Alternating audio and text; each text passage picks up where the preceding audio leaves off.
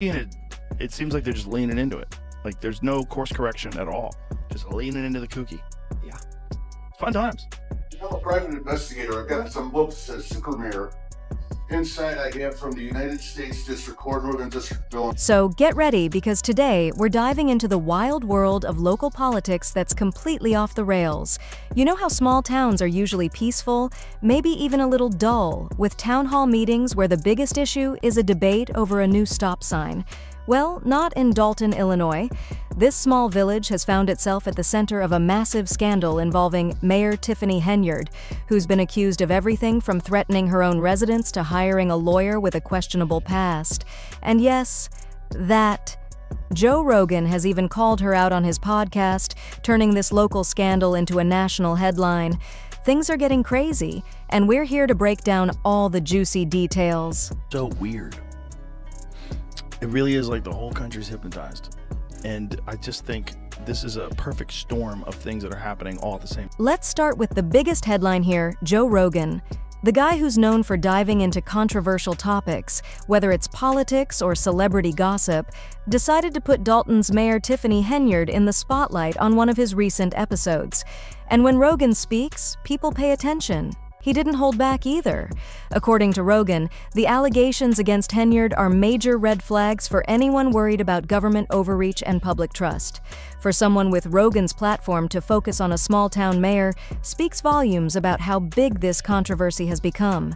So, why did Rogan get so fired up? It's all about the claims that Henyard has been using her position to intimidate and threaten her own residents. Imagine that. The person who's supposed to serve the people is instead accused of silencing them. Allegedly, anyone who dares to criticize Henyard's leadership or decisions faces her wrath.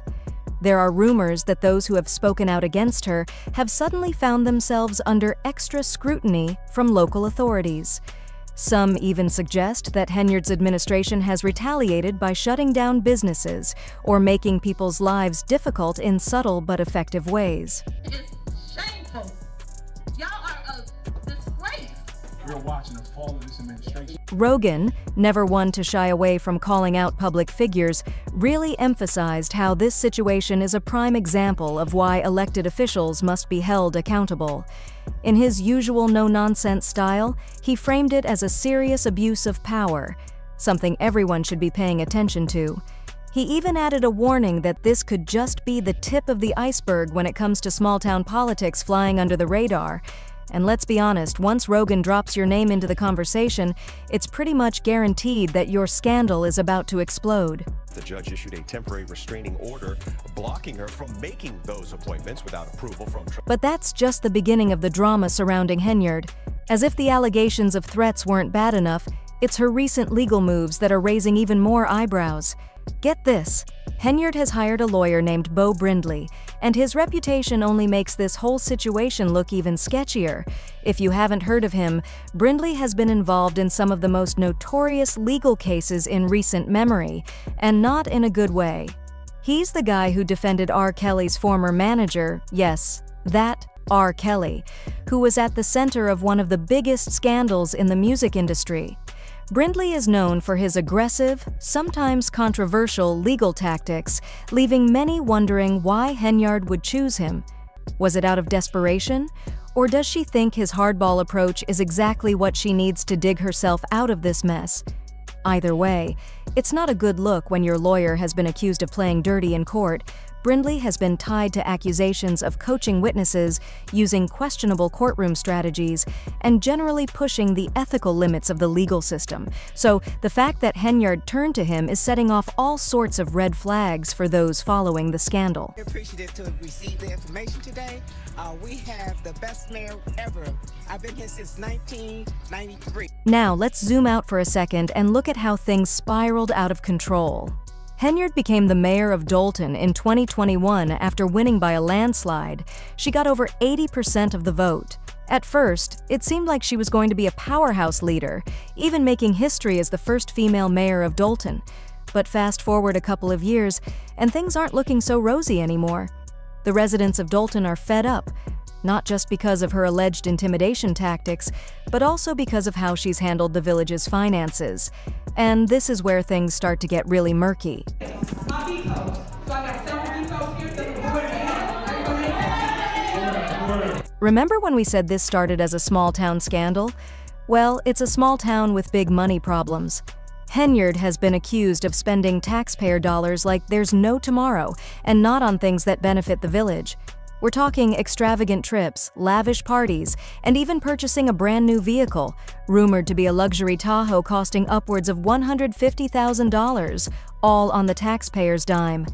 This is where things escalate from a typical political controversy to full-blown outrage. Residents are demanding answers, but Henyard's response? Deny, deny, deny. She's called all the accusations politically motivated attacks from her enemies. However, that hasn't done much to calm the storm. In fact, it's only added fuel to the fire, especially since some of her most loyal supporters have started turning against her. There's even talk that federal investigators are getting involved, with subpoenas flying around Dolton's local government like confetti at a parade.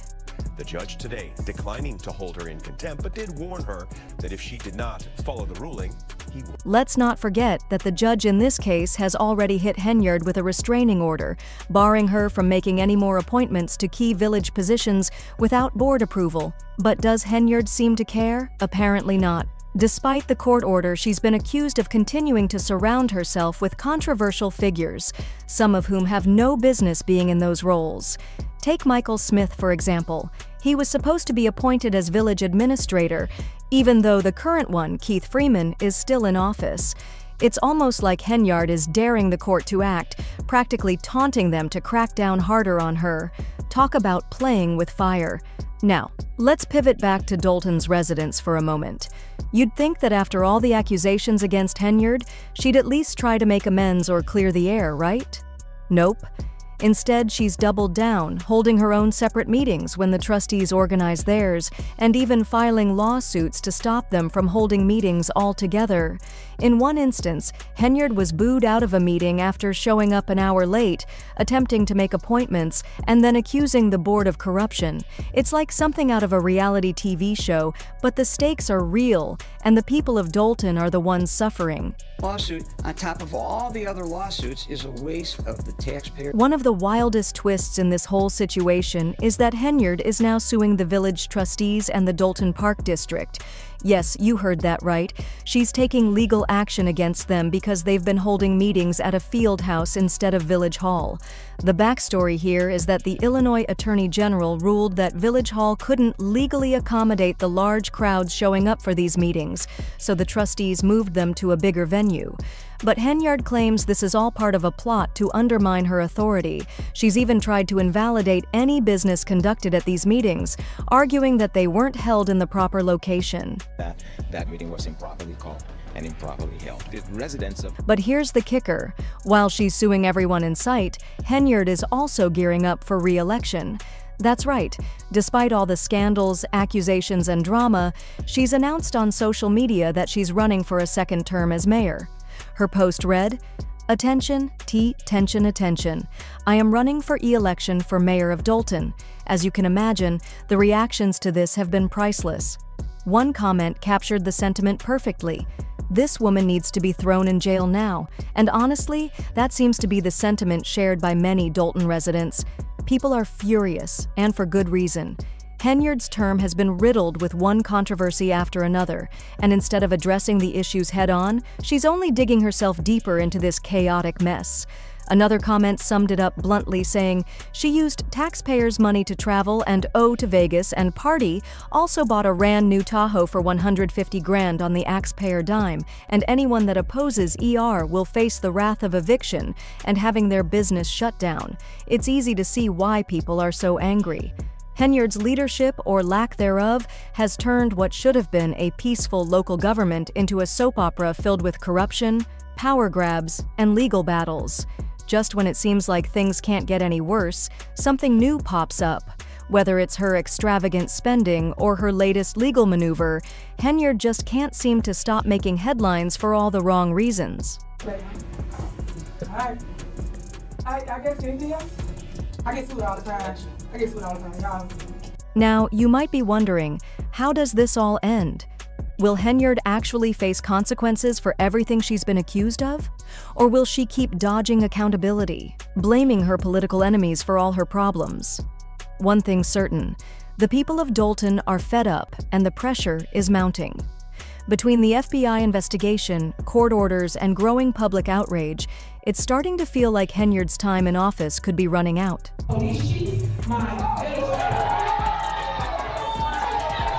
But if there's one thing we've learned from this whole saga, it's that Henyard isn't going down without a fight. She's still out there holding meetings, suing people, and continuing to claim she's the victim in all of this. Whether you believe her or not, one thing is clear: this is far from over. And with Joe Rogan now weighing in, the national spotlight on this scandal isn't going anywhere anytime soon. So, what do you think? Is this the end of the road for Mayor Tiffany Henyard? Or does she have some kind of plan up her sleeve to stay in power?